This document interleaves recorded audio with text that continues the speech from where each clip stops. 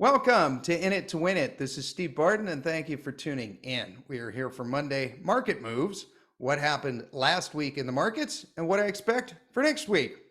Alrighty, let's go to the charts. Starting out as always with the S&P 500. Okay, so last week thought that this would come down to the 10 moving average, this white line, and possibly even hit the 20 moving average. It did even better and blew through that, settled the week just north of 5,500. Not sure how much of this had to do with the assassination attempt. I think after that, pretty much the whole world knows who the next US president will be. And I think there might be some of that baked into this, in that funds had to reallocate their portfolio for who they believe is going to win the election. Maybe I'm off. But anyways, this is still looking a little bearish. There might be a little bit more rebalancing going on here. Next level of support is going to be around 54.25, which would be the 50 moving average. The dollar did what we thought, broke down, touched the 400 moving average, and then bounced up. Looking kind of bullish here. We need this purple line to just cross that yellow, and then it'll be even more bullish to go up to like 105. Biases to the upside next week for the dollar. And yields, about a 17% change since last week. And this is kind of interesting. Okay, so getting very close to the recession prediction here. Just got to cross up above this 0% line right here, and then long-term debt will pay more than short-term debt, and we will exit upside down clown world. And 1 month treasuries, this is where you keep your cash, that 20% cash position or whatever fits you, and you get paid north of 5%. Gold is down 1% for the week. Pretty exciting. I was actually debating selling some of my gold positions here up at the top. I did one of them, which I'll go over here in a minute. Closed the week at 23.99, and we've got support here on the 50 moving average, which we'll call it about 23.70. Real support is going to be at 2,300. This is looking pretty bearish. If I do it on the weekly here, you can see that weekly candle. That is a bearish candle. And gold divided by the S&P 500, 0.436. So 1% outperformance this week by gold against the S&P 500.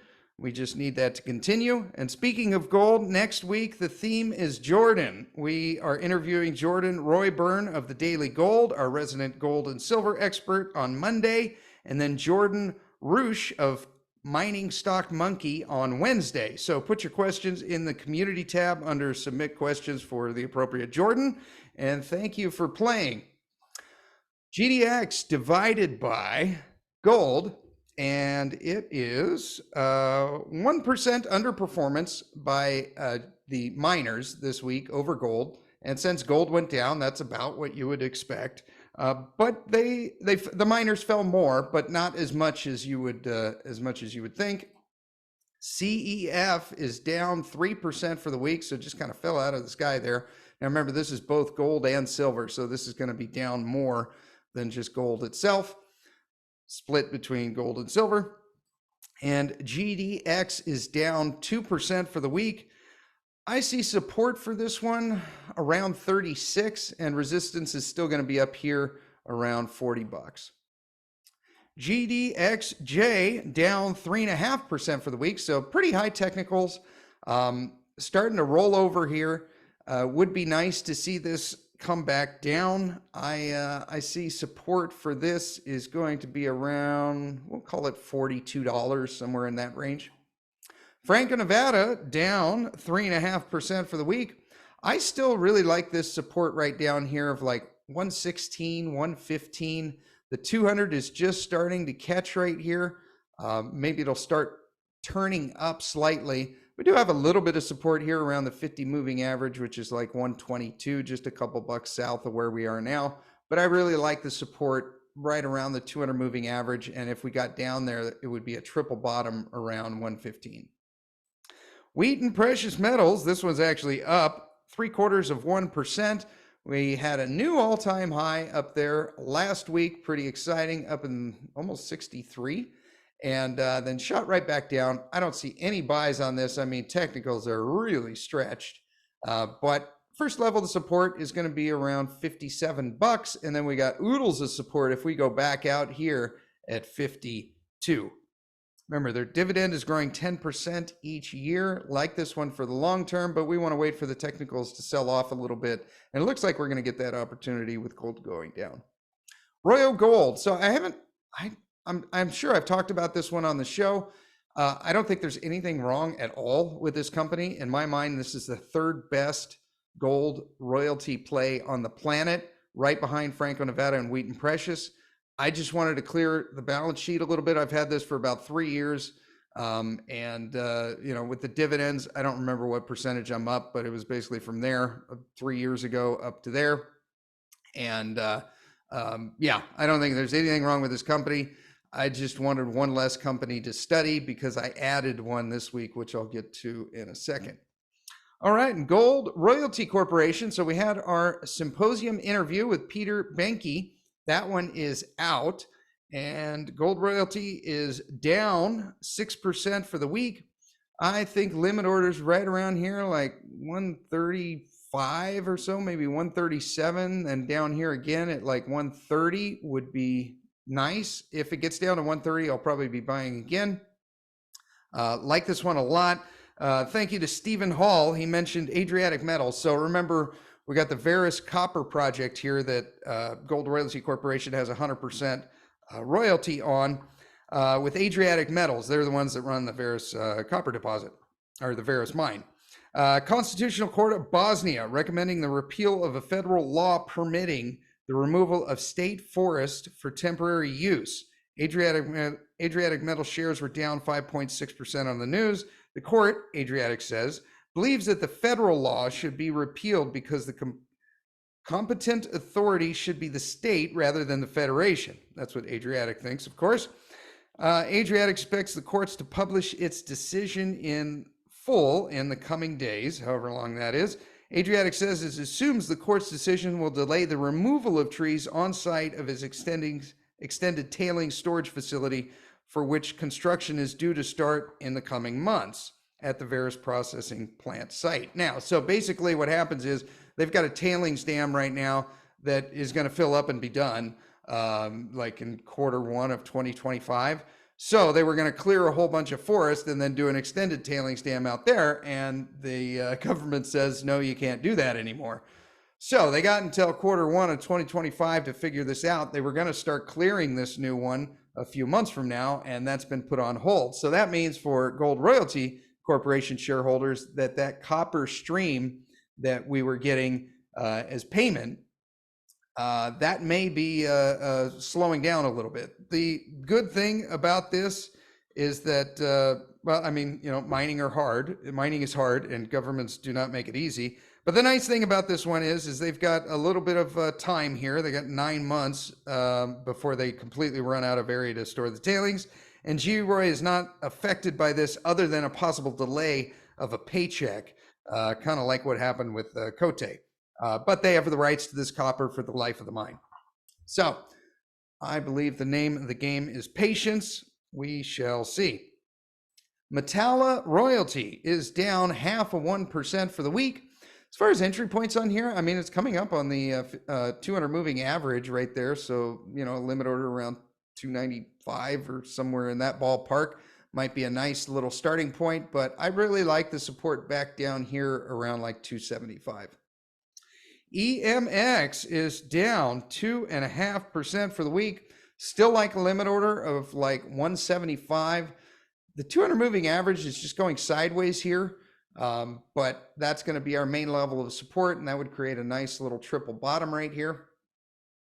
Origin Royalties down 2% for the week. We had the interview with Patty NIKL. That one is out. You can check it out. Still think we got some more upside here for Origin Royalties. This will be highly leveraged to the gold price.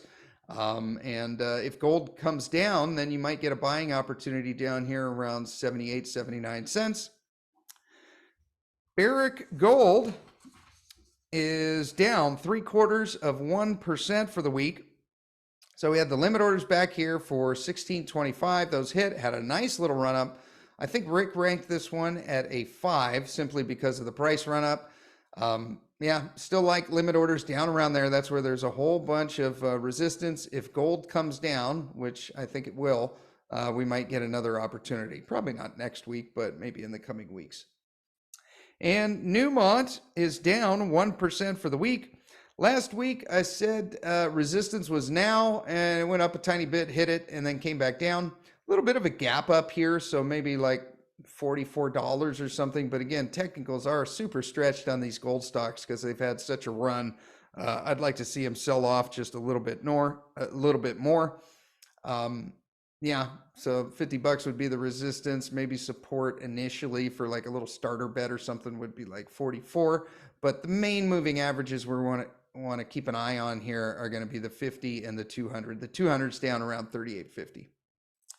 And Agnico Eagle, Rick gave this one a 4, down 1.25% for the week.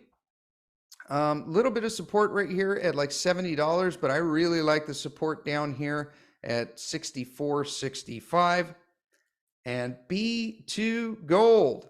Okay, so limit orders down here for $2.50. This one shot up, came back down. I got initial support right here at the 200 moving average, which is at $2.85. Rising 50-day moving average. So even if this thing goes sideways, the 50 is going to cross above the 200 and create a golden cross. G Mining Ventures, holy smokes, we're up like 250%. What happened? Well, the Reunion Gold acquisition actually came in and they merged. And for what happened here for us holding G Mining Ventures is that for every 4 shares that you had, they gave you 1. So of course the shares repriced.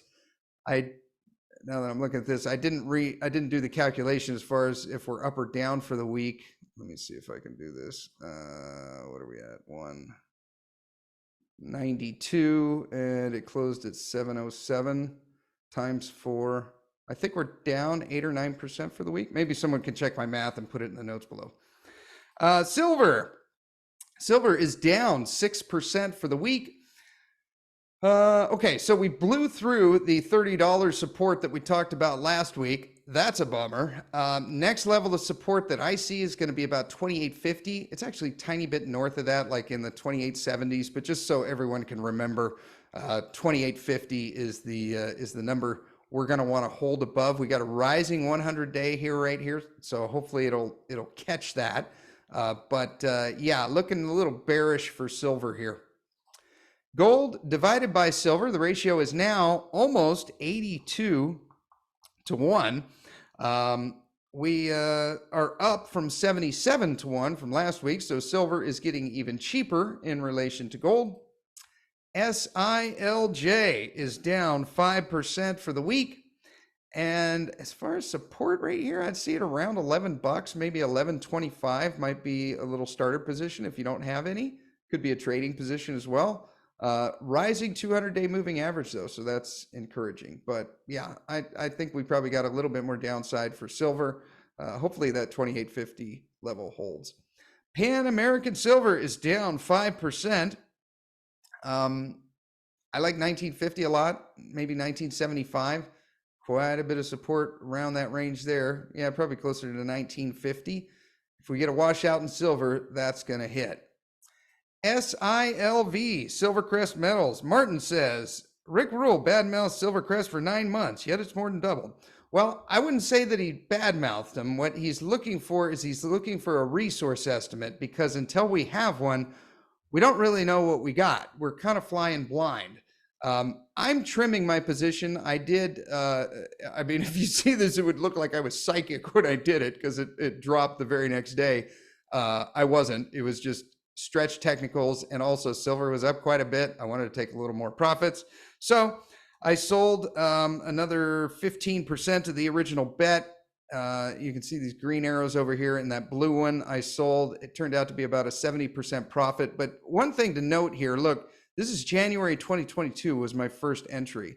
And then back here, July 2022, that was 2 years ago. So you kind of have to run these things for a while, and especially these green arrows are brokerage accounts. So if I sell it sooner than a year, I got to pay a lot higher taxes. I'm in America than I would if I, if I sell this under a year, I got to pay, I don't know, north of 30% taxes, and if I sell it under a year, then I only got to pay 15%. So we want to hold these for a while, just slowly trimming the position as silver does what we thought it would do. But still like this company. I'm not going to sell anymore until we have another run up like that. And Gus and Tony want to know about Endeavor Silver. Now, this one has had a heck of a run. David Skrika called this and ran an option on it, just absolutely killed it. I don't see any entries at this point. Next level of support, next level of real support is probably like $3.50. I don't know if it'll get down to that point. I suppose there's a hair of support there around $4, but I would want to wait till it got washed out just a little bit more. And copper, paging Dr. Copper, down 7.75%. This part, this little Fibonacci that we drew the other week means absolutely nothing because it blew through that. Touchdown and below the 425 that we drew in there. So next level of support is going to be down around $4. And this is looking pretty bearish, looking like copper is probably going to get hit next week, especially if the dollar goes up. COPX, all right, coming up on a little double bottom here.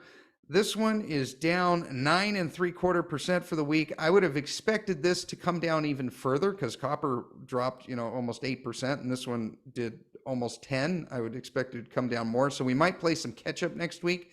I think first level support here is, I don't want to call it obvious, but it looks like there's a lot of support right here at $42. We'll see if that holds.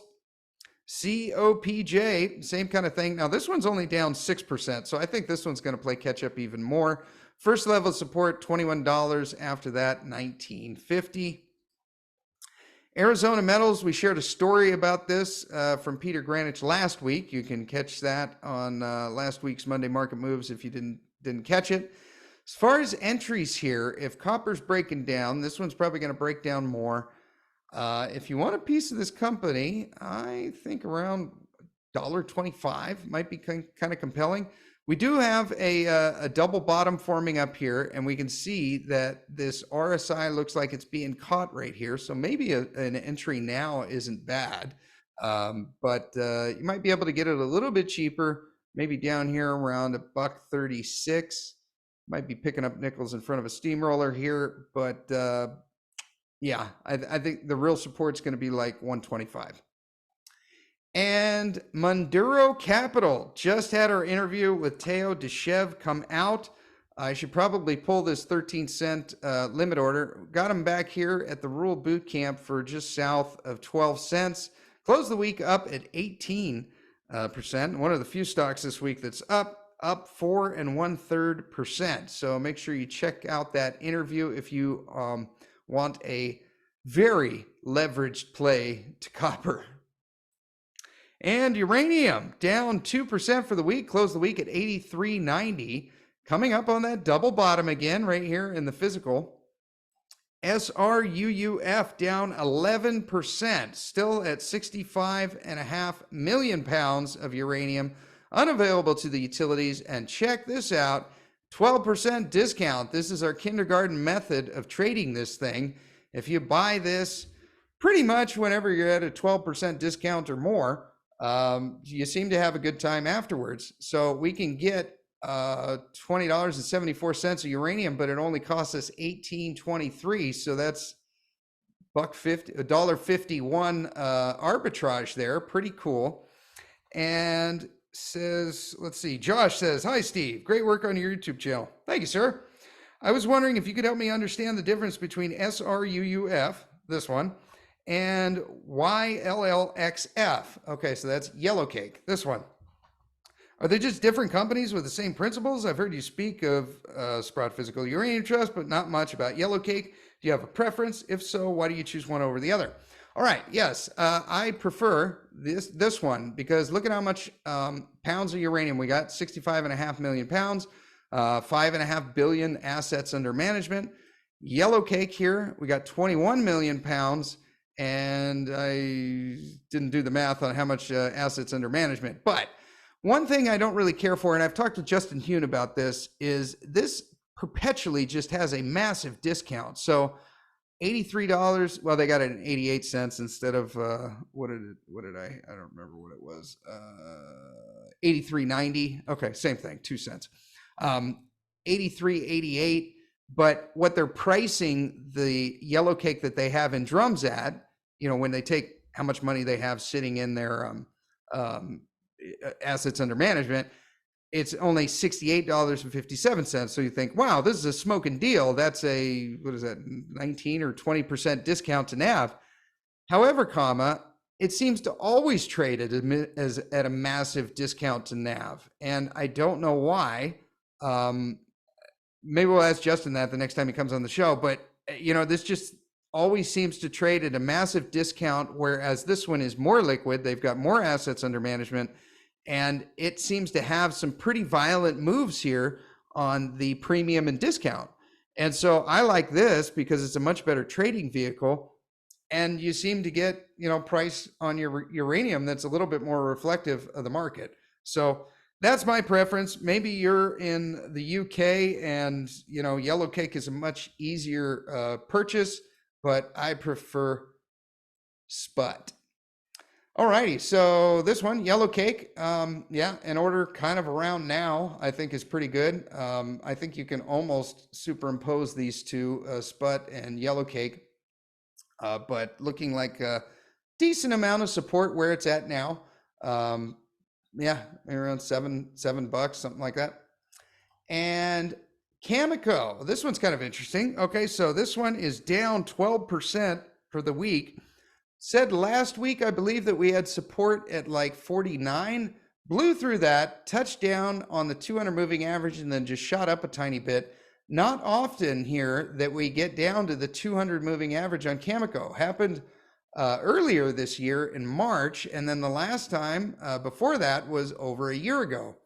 So kind of compelling. If you want Cameco, I don't think now is too bad of a time to do it.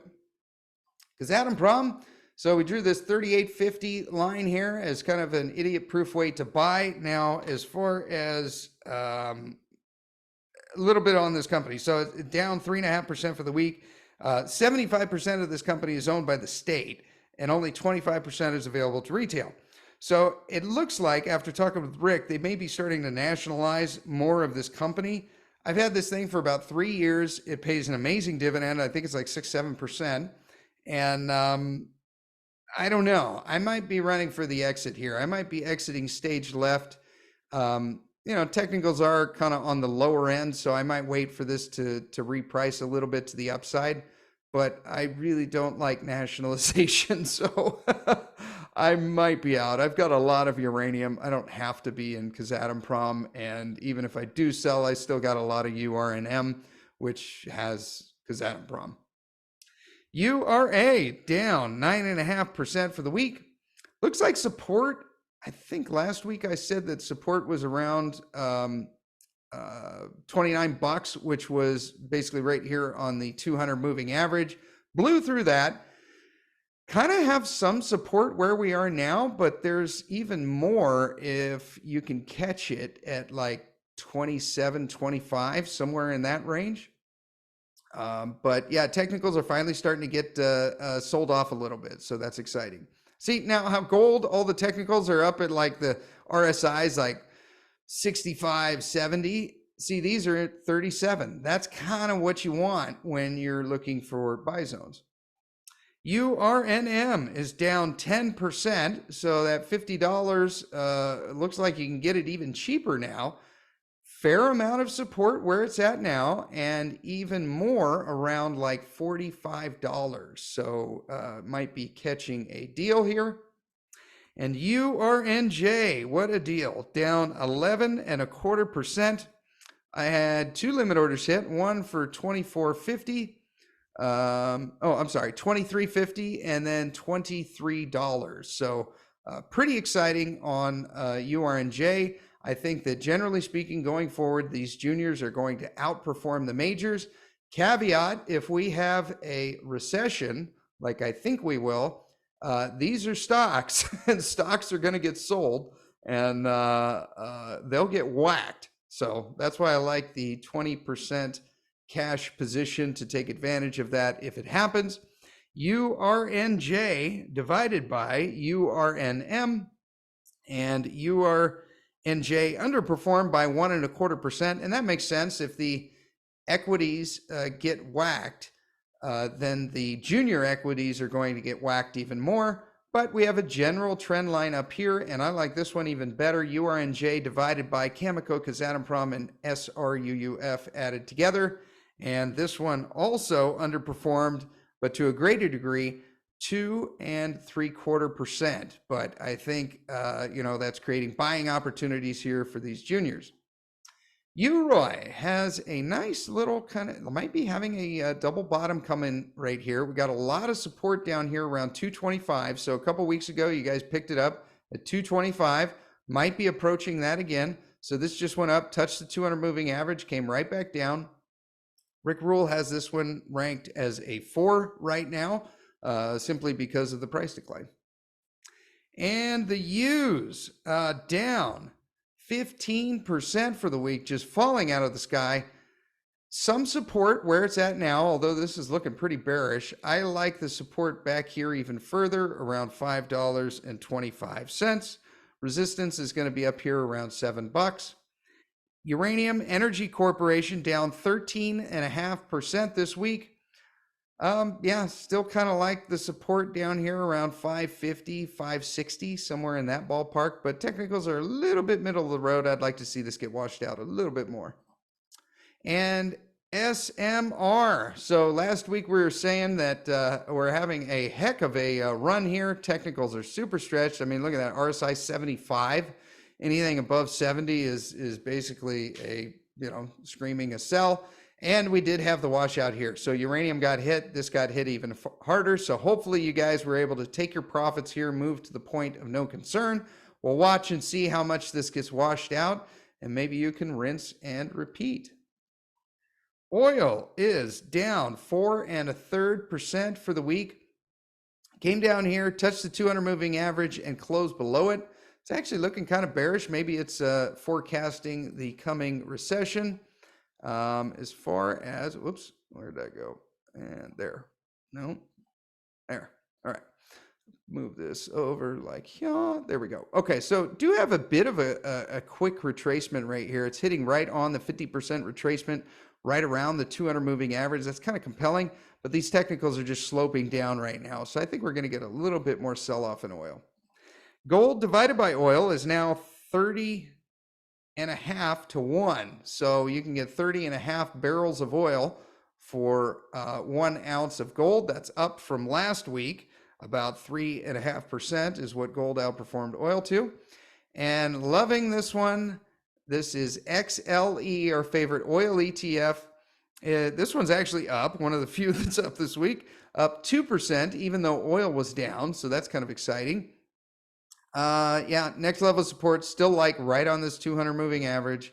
That would be, what price point is that? 88.65. And ExxonMobil is up 2.5% for the week. So shot up and then came right back down. So settled 2.5% above. Still like a limit order right here on this 50% retracement and the 200 moving average. Rick's got this one at a 4. Chevron Mobile up 2.25%, 2.25% for the week. Like the limit orders down here at 152. Although I got a downward sloping 200 moving average, but yeah, that would be my idiot proof limit order go fishing would be like 152. And Blackstone Minerals up 1%. Asked Rick about this one from a listener question in our interview. So we interviewed Rick last week, and you can check out that in our archives. He said that the resources are not increasing at quite the same clip. So this stock may show a little bit of weakness in the coming months and years. simply because the amount of their resources is not increasing at quite the same clip. So we may see a little bit of decrease on their dividends, which we've already seen a little bit, but they're still pretty incredible. I mean, at current levels, these dividends are like 9.4%. So, I mean, it's still pretty good. But if you get it at $15, you get a 10% dividend. And Freehold Royalties is down 0.75%. Still got oodles of support around 13.50. If you catch it at that level, you will have an 8% dividend. Woodside Energy got out of the option at a 65 or 70% loss. Just totally misplayed this thing. Should have just got out right here and didn't. But anyways, made out with some portion of our bet once it got back above the strike price.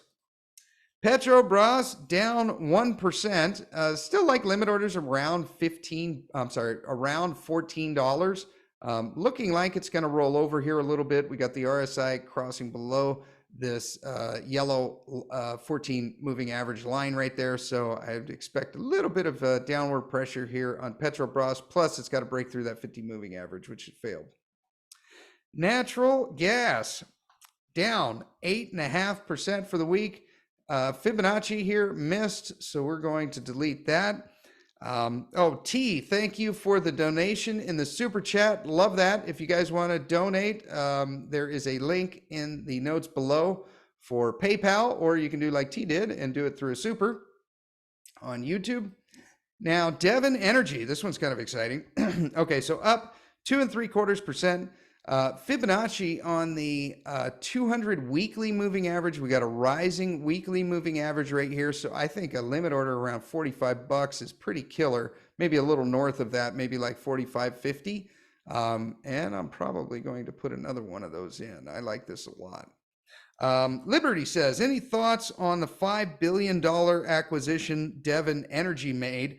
Wondering if I should sell or just accept it. Okay, so they spent $5 billion to acquire Grayson Mill Energy's Williston Basin oil and gas business. The deal included, the deal includes $3.25 billion in cash and $1.75 billion in stock, and is expected to close by the end of the quarter in 2024. Acquisition will add over 300,000 acres, 500 locations to Devon's portfolio. Devon expects to save about $50 million annually from operating efficiencies and marketing synergies, and maintain production of around 100,000 barrels of oil equivalent per day in 2025. All of these companies have to do this or they die. Remember, they're consuming their capital, and if they don't, then they will eventually go away, just like a gold mine. I kind of look at all of them as burning matches unless they continually add to their stockpile. That's what Devon did. I'm not going anywhere. I think that's just part of the process. But maybe the deal wasn't ideal. Maybe it was a little less than fair, but natural gas is really cheap right now. I think eventually markets are going to work, and we're going to sell that to Germany and to Japan that are willing to pay double the price for it right now. And Equitable. Okay, so Joe said got a descending triangle pattern here. I think this is the one you're talking about, Joe. Yeah, I mean, typically when you get these kind of like, they're almost like a pincer move coming in like this, they kind of bounce in between here, and then they break one way or the other. Usually the technicals kind of just get like middle of the road while it's happening, unless they're like sloping down. Then the likelihood to the break up is more likely. This one's kind of middle of the road, so I really don't have an opinion. I'm not really sure which way this thing is going to run, but in the short term here, it looks like it's going to go up. We got quite a bit of support around where it is now, and a nice bullish reversal bar on the daily with low technicals here that are sloping up. Looks like it's going to break right through that and probably move to the upside. And look at this massive volume that we had on Friday. I mean, normally they're trading, 3 to 7 million shares a day, and then see how this volume is just rising, and then bam, just shot right up. I think this one's on the way up. And this actually, like if I was on it on Friday, I probably would have taken an option on this. Maybe I'll get a chance on Monday. We'll see. All right, here's the purchase that we made. Birchcliff. All right, so pretty excited about this one. It is down 6% for the week. Asked Rick about this one. He really likes Birchcliff for the Canadian natural gas play. Rather than going into why, you can just watch the Rick episode and we talk about it for probably 5 minutes and the arbitrage that's going on there and that Justin Trudeau will not allow. But as far as technicals, it's not fantastic. Okay, so middle of the road RSI, middle of the road MACD, middle of the road stochastic do have a rising 50-day moving average, which is probably going to create a golden cross here. But with Rick's blessing, I did a starter position here. I like another limit order down here around $4. Seems to be quite a bit of resistance. If we go back out here on this retracement going back 4 years, there's quite a bit of resistance right around $4. I'm sorry, quite a bit of support right around $4. And if the Canadian natural gas continues to get hit, as long as Trudeau is still in power, which he will be until October 2025, I think Canadian natural gas will probably continue to show weakness, and we might be able to get this even cheaper. My plan with this is to treat it like I did Glencore, and basically as it goes down, buy more, unless something in the narrative changes. All right, coal, thermal coal closed the week at 139. Met coal closed the week at 242. I guess we need to move these over a little bit. There we go. Hopefully this green arrow will play out here soon. And coal, the ETF. Okay, so we had a nice run up. This might be your second chance to get into this coal ETF. So it had a little bit of a sell-off here, down 4.75%. As far as assets under management of this coal ETF, it is up. Last week, it was at 11.2 million shares and 11.2 million assets under management and 440,000 shares. Now it's 11.7, so 500,000 up and an extra 30,000 shares. So pretty cool. Maybe we'll get a little more weakness. I mean, I feel like I'm comfortable with my position. If you wanted to get in on coal, this is the easiest beta way to do it. And now I don't think is a terrible time at 24.50. But if it got down here to like 23.30 or so, I probably wouldn't be able to help myself. Glencore, look at this double bottom right here. Pretty exciting. Came in for a boop, double bottom. Got the 200 moving average right down below it. So last week, I think we said 11.15 would be the limit order. Now it's going to be up slightly from that just because it's got a rising 200-day moving average. Technicals are getting sold off. RSI at 37, and it is down 8% for the week. AMR, Alpha Metallurgical Resources, down 2.5% for the week. Got a little bit of support here on the 50 moving average. A limit order down here around 275 or so might be worth it, but I don't think it'll hit. Warrior Met Coal down 3.5% for the week. Still see quite a bit of support down here around 61, maybe $60. That would line up with the 200 moving average. And Peabody BTU is up 1/4%.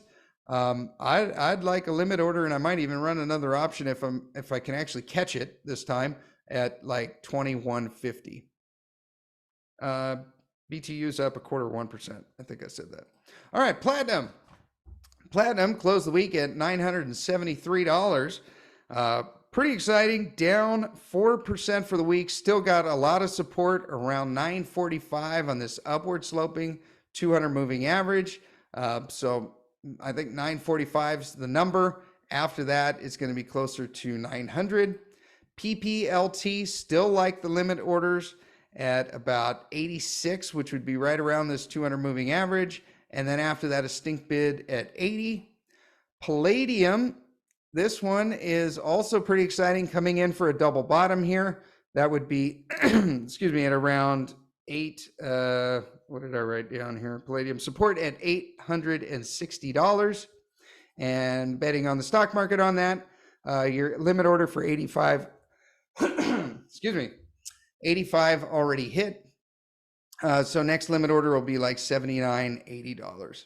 And the SPPP, the only way I'm playing Palladium, around $9.50 or so. I mean, that's kind of a hit the last one there, and it shot up to like 10.20. So nice little trade opportunity there. Might be coming in for another one right now, but I'd like to wait until it gets down around here, like maybe $9.30. I think would be pretty sweet. And platinum divided by silver, still so cheap. You can get 1 ounce of platinum for 33 ounces of silver. It was 32 last week.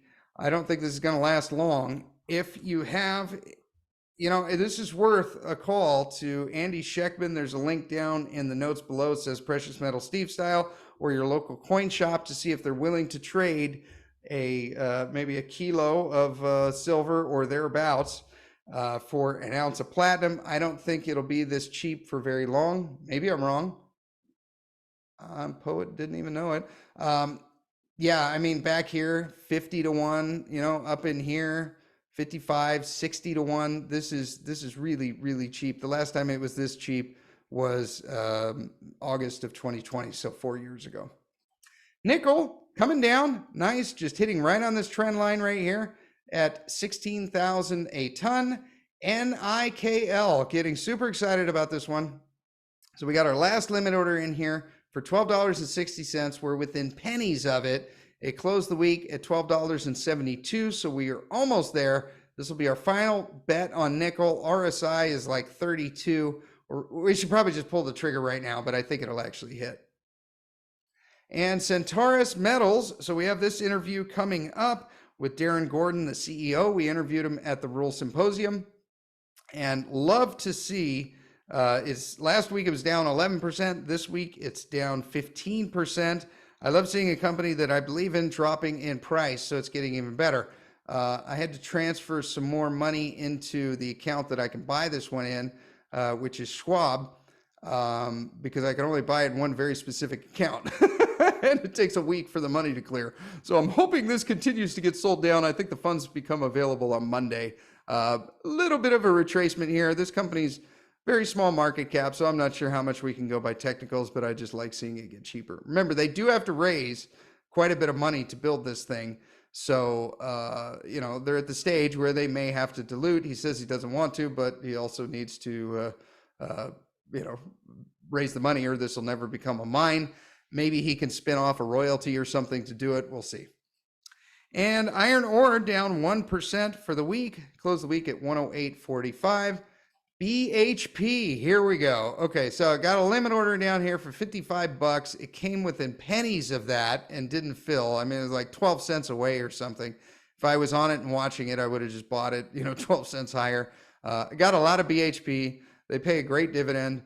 I think that this company is, going to do well over the commodities bull market. A purchase now is fine. This is what we want. We want this.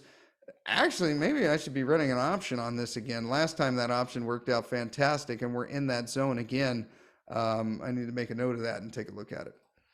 Rio Tinto fell out of bed. It is down 7% for the week. Pipe dream limit orders here might actually hit for $60.58. Just falling out of the sky. Next level of support is going to be down here around 62, and then right for our first limit order at $60. And cocoa down 7% for the week. Coffee down 4.25% for the week, and Nestle is down 0.5% for the week. YT says, "Hi, good show. Thank you, sir. I thought about Nestle. It's the largest food conglomerate in the world. Chocolate and coffee are only part of their business. They also produce cereal, health foods, and even pet food. So the stock price is only partially dependent on the price of coffee and cocoa beans. I also used E-Trade, checked, and they're charging me $5 for an international trade. I've been thinking about that too. I might clear my balance sheet of this one as well. This was basically just a hot tip from Adrian Day, and it paid off in like 4 days, and I could have made over 10% and just didn't take it up. I don't know, what is that, 5 or 6% right now? Maybe I'll just walk away and be done, and it's one less company I got to hold as far as mental capacity. Bitcoin, so it fell out of the box here and then shot right back up. So last week it was at 55,000. We are up at 67,000 now, up 10% for the week. Pretty impressive. You know, I don't trade this. I just track it for you guys. Yeah, we'll see. Maybe we can extend the box a little bit here like that, and we'll see how Bitcoin irons out. I think when we get a stock market crash, this is going to get hit, but I would love to be proved wrong. And hopefully this does actually become the people's money and not a reason for governments to regulate. Alrighty, well, I hope you guys got something out of that.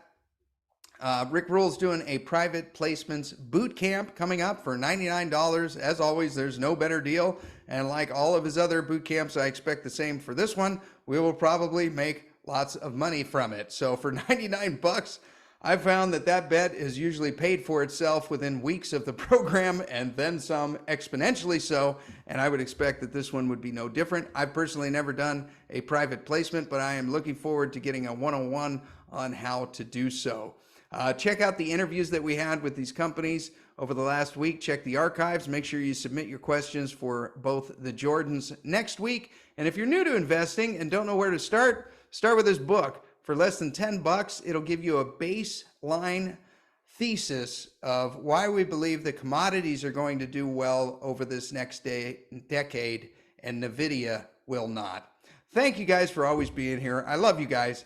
And support the show. Make sure you share this with anyone that you think needs to hear it.